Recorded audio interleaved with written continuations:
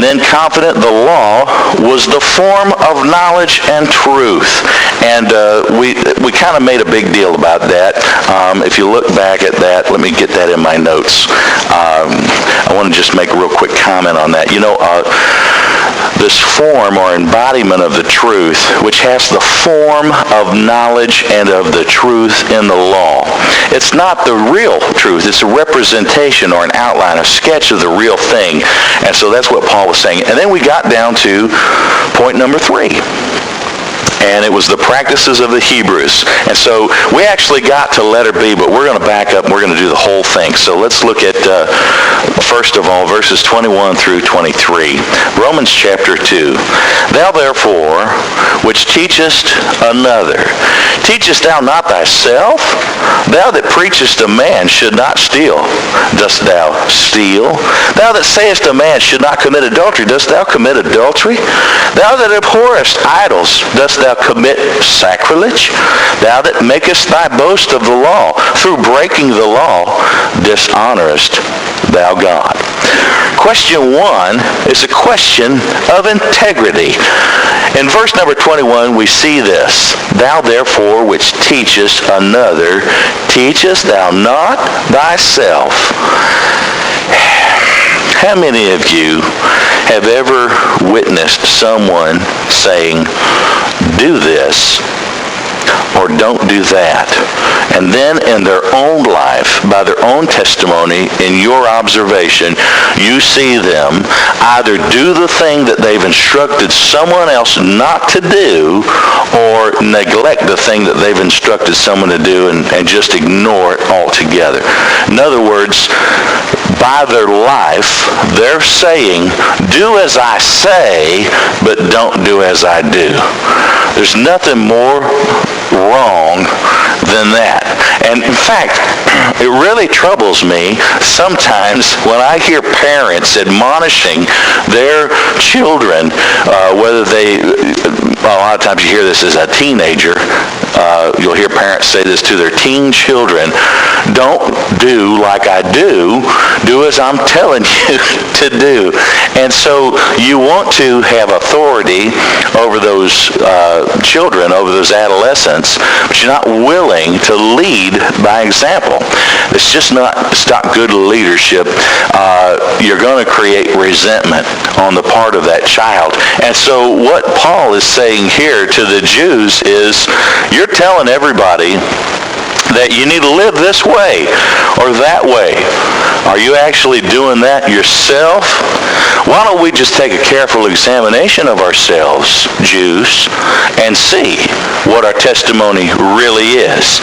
And so he sort of lays down a general question there, and then he begins to start chipping things away very directly.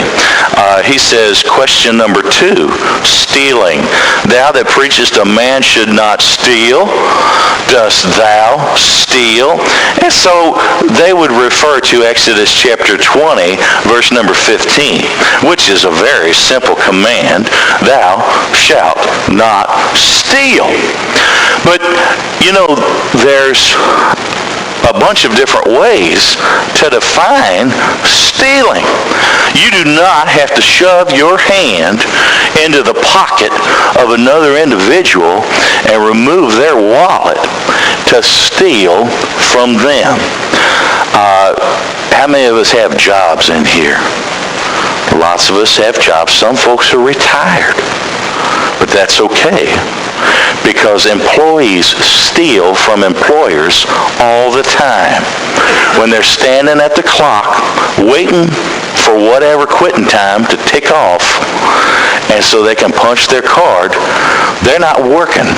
They're not being productive. You're not being productive for your company if you're standing at the time clock waiting for quitting time to come so you can swipe your card, punch your keys, whatever it is that you do if you punch in and out. And so that's unproductive. And that's stealing. That's in my book. That's stealing. Because the Bible tells us that whatever it is that we do, we should do it all to the honor and glory of God. Do you think that Jesus' example to us would be to be one who stands at the time clock while work still needs to be done, waiting for the opportunity to quit? No, that's not what that was not the example of Jesus' life. So we're not doing it to the honor and glory of God if that's the way that we do. Well, that's a different way of looking at stealing. But that's stealing. If you come to church and you know that God has commanded us in His Word that we ought to bring our tithes into the storehouse, and you know that a scriptural tithe is 10% of your gross, not 10% of your net, 10% of the blessings that God has given you, and you don't do that, the Bible says that you are a robber. A robber equates nicely with thief. And so while you may not have shoved your hand into the pocket of someone else to steal their money, you are stealing nonetheless, because you are robbing God of the tithe. So there's dozens of ways that you can be guilty of stealing without actually pulling out a pistol and demanding someone stick them up and give me all your money. There's more than one way to steal, and so Paul was just saying, hey, you say that you shouldn't steal, but what do you do? Well, so exactly what were the Jews doing? A lot of times they would underreport income. That's stealing too, because if we underreport our income and we pay taxes on the underreported income that we're reporting, but that's not actually what we made, we're stealing from the taxes. And a lot of times what the Jews were doing was they're trying to make a big display of what it was that they were giving, while at the same time sheltering their income and trying to make out like they weren't as wealthy as they were. They didn't have as much, so they wanted everybody to see what they were given, but they didn't want anybody to know what they really had. And so question 2, stealing. All right, question number 3, adultery. Verse number 22, thou that sayest a man should not commit adultery, dost thou commit adultery? And then we go back to Exodus 20:14, thou shalt not commit adultery. We don't have to go to all the, especially the reference where Jesus was talking about committing adultery in your heart. But this is a problem. This is a problem. You don't have to engage in a physical act to be guilty of adultery. Adultery can happen in the mind, and I don't even want to just spend a whole bunch of time on the physical aspect of the command. I want us to consider this. What about spiritual adultery? You know, Jesus said in Revelation that I have something against you because you've left your first love. The church is the bride of Christ.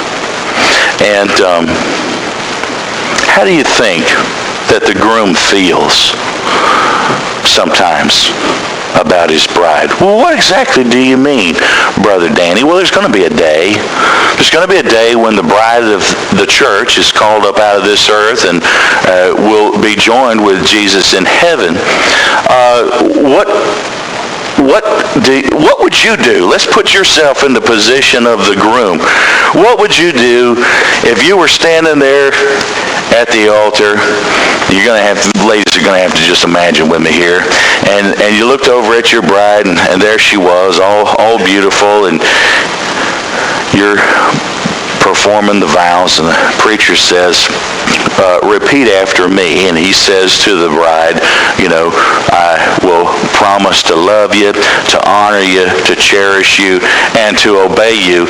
And the bride says, well, I got a problem with some of those vows. What do you think the groom's thinking? Well, what problems do you have? Well, I don't know if I want to cherish him all the time. I'm not exactly certain I'm going to be able to obey him all the time. And I'll do the best I can to love him all the time. How do you think that groom is going to feel if that's the way that the vows are going down? Not very good.